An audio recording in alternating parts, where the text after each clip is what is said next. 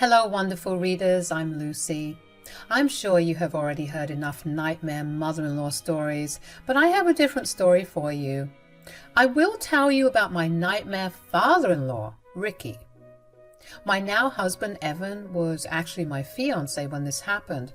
We had been happily engaged for like 3 months when Evan came home to tell me this. "My dad wants to move in with us, Lucy. He said that he got evicted and had nowhere to go. I don't know what to do. I didn't say anything." "Oh, that's a pretty specific demand. Can't he just rent somewhere else? Why does he need to move in with us?" "I have no frickin' clue, Lucy. He said that he was low on money and couldn't afford rent right now. Maybe that is why he got evicted in the first place. I don't know what to do." Evan seemed to be at an impasse with his dad. Some background on Evan's family is needed for you guys to understand the situation better. Evan's parents are divorced and don't even talk to each other anymore. His mom walked out on his dad after years of verbal abuse. Ricky was somewhat of a staunch patriarch and always demeaned women. I have met that man twice and understand why Evan's mom upped and left. Now, Evan grew up in both his mom's and dad's household. His dad was very controlling and never let Evan show his emotions. A lot of other things happened which ultimately made Evan go low contact with his dad. His father, of course, doesn't think he is the problem. He thinks that Evan is just weak. When suggested therapy, his dad simply said that men don't go to therapy. You get the picture now. They talked very rarely, but Ricky had been reaching out more often after my engagement with Evan. It was kind of suspicious. I will say that I wasn't exactly thrilled at the idea of Ricky living with us. I owned my house outright and I didn't want some patriarch trying to order me around. But I also wanted Evan to try and see if his father had changed, so I said, "You can let him stay here for some time, Evan. Make sure he knows that it's not permanent." "Are you really okay with that, Lucy? I don't want you to be uncomfortable and miserable in your own house. You know how my dad can be." "I know, Evan, but it's been years and it looks like he is trying to make amends with you. Just give him a chance and see. That way you can always say that you tried." "All right, Lucy. I'll tell him that he can stay for a few months, but if he tries something stupid, you will tell me and we will kick him out." So Evan decided to give his father a chance and told him to stay with us. His father was elated and thanked him for his assistance, but his mother had personally called me up and told me that it was a good idea. That made me very scared. But I didn't stop the move. I knew that I wasn't really going to be bullied out by Ricky no matter what. Besides, my soon-to-be mother-in-law also offered to help if I needed to deal with Ricky. I was confident that everything would turn out fine and there wouldn't be many problems. Oh boy, was I wrong. Ricky moved in with us and immediately started to criticize my decor. He loved the house, but he hated the decorations I did inside. He turned up his nose and said, "Who the hell decorated this house? I'm guessing it was you, Lucy. No man would live in a house like this." Yes, it was me who decorated it. Evan told me to go ahead and do what I liked. He didn't have any preferences. "Oh, please. I know you pressured him into this. Evan has been acting differently and forgetting that he shouldn't be manipulated by any woman. But that would change soon. I have come here to make sure you don't take advantage of him anymore." "I'm not sure how I am manipulating my fiancé in any way, Ricky, and I would really appreciate it if you don't speak to me like that." Ricky simply ignored me and went about his way. It was bizarre how rude he was to me when I was home. He kept ordering me to cook for him and bring him stuff. I am not a homemaker and actually work from home, but Ricky treated me like his personal assistant. Eventually, Evan noticed these things and told his dad off. He said, "My wife is not your servant, Dad. You need to stop ordering her around. You are a grown man and perfectly capable of doing things on your own. Women are meant to take care of men. You've been giving your fiancée too much priority, Evan. And you aren't even married yet. Look how she complained to you and it has only been 2 days. Lucy didn't complain to me, Dad. I can see how you have been ordering her around. Besides, I'm her fiancé, and she has every right to complain to me about people making her uncomfortable. What has gotten into you, Evan? You should let her know her place. Pampering her and shielding her is not a solution. She will end up being in control of your life and take everything from you. One of these days you will wake up and realize what a gold digger your fiancé is, and you will be sorry. I will say this once, Dad. You will never speak about my fiancé like that. She is not a gold digger, and you will not insult her again. This is not your house, so you don't get to say what happens here. You are a guest, and you need to remember that. Don't take our generosity for granted. Ricky seemed taken aback by Evan's behavior. He shut up really quickly, but was red with anger. I was baffled to know that he expected me to be at his beck and call like a servant. I was already starting to question my decision, and so was Evan. We talked about the situation and decided to give Ricky a little more time to adjust. The next few days were slightly better. Ricky still ordered me around, but not as much as before. However, I often saw him try to move furniture or take down my decorations. I simply didn't want an argument with him, so I avoided a confrontation. But that was a mistake on my part. About 5 days after Ricky moved with us, I came home to my bags packed and out on the patio. I was out grocery shopping and had no clue why my stuff was sitting outside my house. I rang the doorbell and Ricky came out with a smug look on his face. I was honestly pretty confused about what was going on. Evan had already left for the office, so I had to talk to Ricky to figure out what was going on. I said, "What is this, Ricky? Why is my stuff outside? Did you do this?" "Oh, yes, it was all me, Lucy. I had to make sure you don't make excuses to go inside when I tell you what I'm about to tell you." "I am honestly very confused, Ricky. You need to tell me what the hell is going on." "Well, I'm kicking you out of my son's house. You will leave and find a different place for yourself." It took me a while to register what he was saying. It was simply too bizarre and sudden for it to make sense to me. I was already feeling uncomfortable with the fact that Ricky went through my stuff and packed it up for me, but the most upsetting fact was that he was trying to kick me out of my own home. I also didn't miss how he called it his son's home.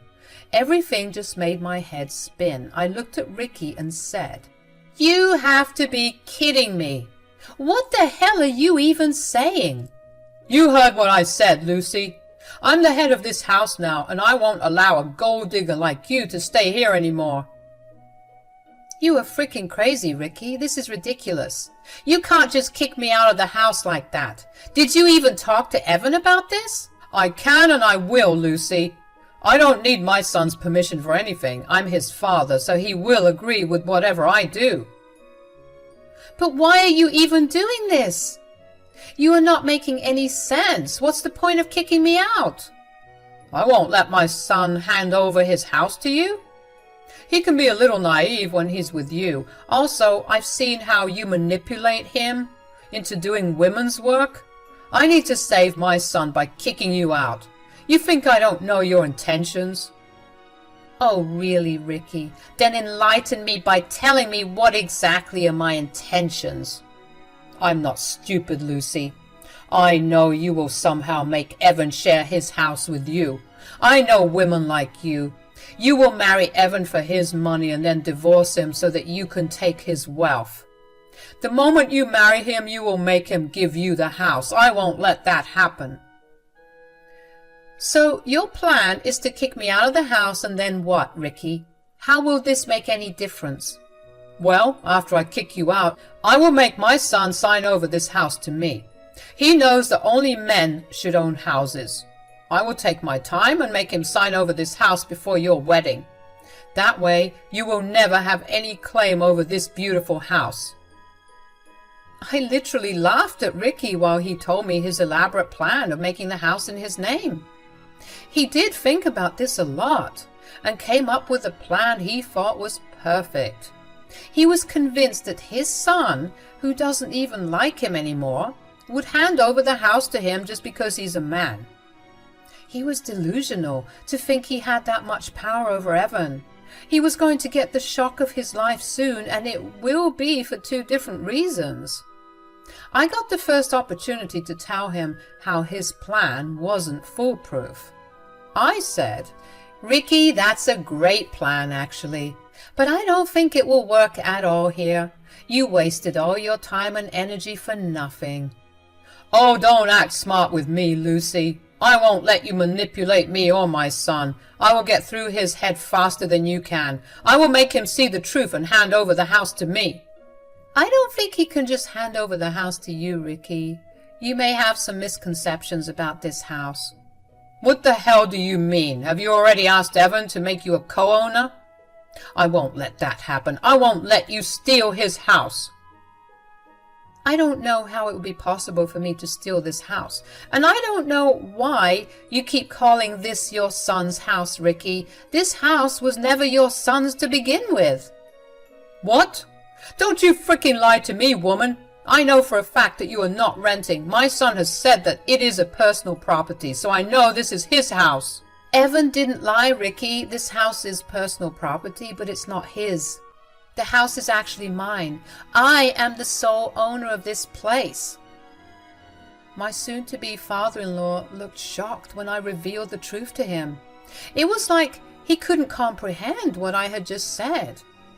My super patriarchal father-in-law couldn't believe that a woman, especially like me, could even own a house like this.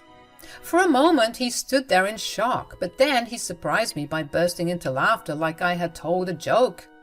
He said, "That was a nice one, Lucy. You are a funny woman. But you are also delusional. This house is not yours. It belongs to my son, and like I said, I won't let him hand it over to you."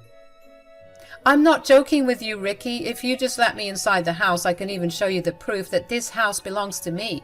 I got it shortly after Evan proposed." "That's impossible. You are lying to get rid of me.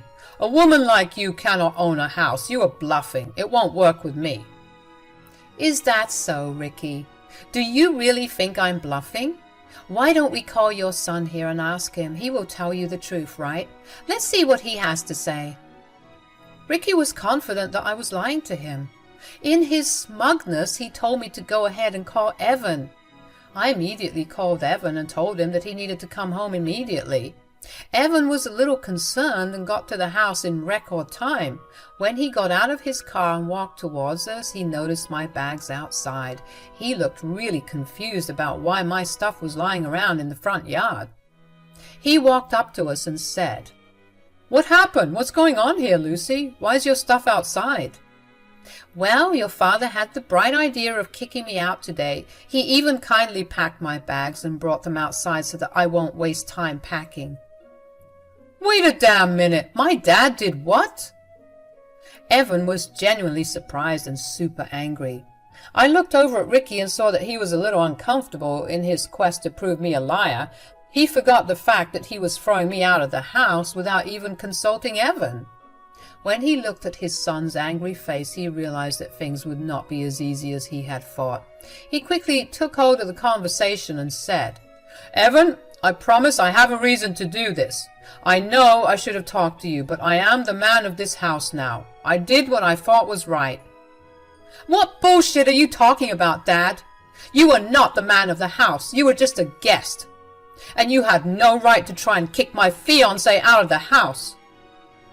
"Come on, Evan. You know well enough that I will always be the man of the house, especially since I'm here now. I'm your father, after all. Did you forget everything I taught you?" "Oh, I do remember whatever bullshit you had taught me when I was young. They are useless and do nothing but put you in control. You groomed me to accept whatever bad decision you made for your own benefit." Ricky now looked even more shocked with the way Evan talked to him. I was so freaking proud of my fiancé. I didn't even have to say anything at all. He was super angry at Ricky and lashed out at him for trying to kick me out. And he got even more pissed when Ricky tried to sort of discipline him and claim to be the man of the house. Ricky was now visibly shaken and said, "That's no way to talk to your father, Evan. This is not what I taught you. I see that your fiancée has already started to turn you against me. Now I'm even more convinced that I'm doing the right thing in throwing her out." "No one has taught me anything, Dad. I realized a long time back what a selfish and egotistical jerk you are. And you have no right to throw my fiancé out. How the hell do you think this is okay? Why do you think I will support this?" "Evan, you need to hear me out. This woman is already poisoning you against me. I'm seeing this with my own eyes. Eventually she will marry you and make you hand over this precious house to her. You will lose, Evan, and I am trying to avoid that." "Oh, really, Dad? You seem to have the exact idea of how Lucy will make this house her own." "Listen to me, Evan. Let's kick Lucy out, and then you can sign over the house to me. That way, your house will be safe, even if Lucy tries to divorce you." Ricky thought he was being smart in his explanation. Honestly, I still couldn't understand if he was that dense or just seriously messed up in the head. He didn't even stop to think how his son would react to his grand plan. He was just so sure that his son would agree with him and throw me out. Well, he looked really shocked when Evan practically yelled at him and said, "How dare you even suggest that my fiancée is a gold digger when it's you who wants to take the house? You made this grand plan just so you can make this house yours. Am I right, Dad?" "Evan, you are taking this the wrong way. Lucy will take this house away from you. You need to be the sole owner of this place as a man. I'm just looking out for your best interests." "I don't need you to meddle in my life, Dad. And why the hell did you automatically assume that I was the owner of the house? How is Lucy going to steal the house when it is her property?" I was smirking hard when Evan confirmed what I had told Ricky.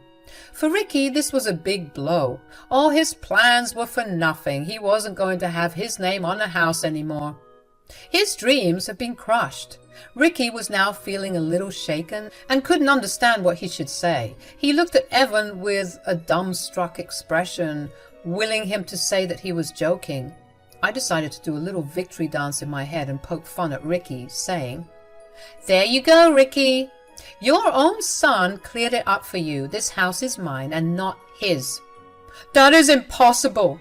Evan is lying to protect you. You are not capable of buying a house." "Oh, shut up, Dad, for God's sake. Lucy's perfectly capable of buying a house on her own. She doesn't need to steal it from someone like you had planned. Looks like we should be throwing you out instead of Lucy." Ricky was now visibly panicking at this suggestion. He was kind of scared that we would throw him out after this incident. He was with us for only 5 days, so it's not like he could claim tenancy or something. Ricky knew he was in deep shit, so he tried to deflect and make it seem like it wasn't a big deal. He laughed nervously and said, Now, don't joke with your poor father. We don't need to do anything drastic." "Oh yes, we definitely need to do something drastic, just like you did. What's the matter, Dad? Can't take the same treatment that you dish out?" "Come on now, Evan. This is just a simple misunderstanding. Your fiancée is very smart with money. I'm impressed with her." "I don't think she's really impressed with you, Dad, especially since you didn't even apologize to her." "Oh, right. I'm sorry for the misconception, Lucy. You can come right back in. This is your house after all." Ricky was now changing his tactics because he had no place to go. I could feel his nervousness and was kind of feeling good about it. But if he thought I was going to let him get away with this behavior, he was dead wrong. And I didn't buy his apology at all, so I hummed in response and said, "I don't know, Ricky. You were right. I can go back into the house since I own it, but I don't think you can." "What? What do you mean, Lucy?" "The fact that you just tried to kick me out isn't sitting well with me. You also touched my stuff without my permission. I don't trust you around my house anymore." "Oh, come on, Lucy. It was a simple misunderstanding. Don't make it into a big deal. Let's just go back in and forget what happened. I already offered you an apology. Am I right, Evan?" "I don't think your apology would make a difference anymore, Dad. You crossed your limits and showed us exactly who you are. I don't want you in the house either, but it's Lucy's decision to make. What do you say, Lucy?" "Well, I say that you are not welcome to stay at my house anymore, Ricky. I will be respectful towards you and let you pack your own stuff, but I want you out today. You are not welcome to stay here. In fact, you are never welcome to come back here for any reason." Yes, I was kicking my soon-to-be father-in-law out of my house. What he did was unacceptable, and I wasn't in the mood to give second chances. His own son didn't want him around the house either. That sealed the deal for me. I was proud of Evan for standing up for me. However, Ricky was not in a good position now. He was really anxious and kept telling us that we were making a big deal out of nothing. Ricky tried for a few hours to change our minds. He kept pleading with me and asked for forgiveness multiple times. It was somewhat satisfying to see him ask mercy from a woman. Serves him just right after the stunt he pulled on me. He also tried to make Evan change his mind about kicking him out. After a while, I and Evan both got tired and threatened to call the cops if he didn't leave. That got him up on his feet and right into packing. When Ricky was finally leaving with his stuff, he looked miserable and hung his head in shame. As a final parting gift, we told him never to contact us any more. Evan went one step ahead and uninvited him from his wedding. Ricky once again pleaded with us for a second chance, but it was just not happening. He went on to live with a sister of his who doesn't take his shit at all. She came to our wedding, Son's father-in-law, and told us how he had been schooled into submission at her house. He is now living a miserable life, working a low-paying job and being dependent on a woman.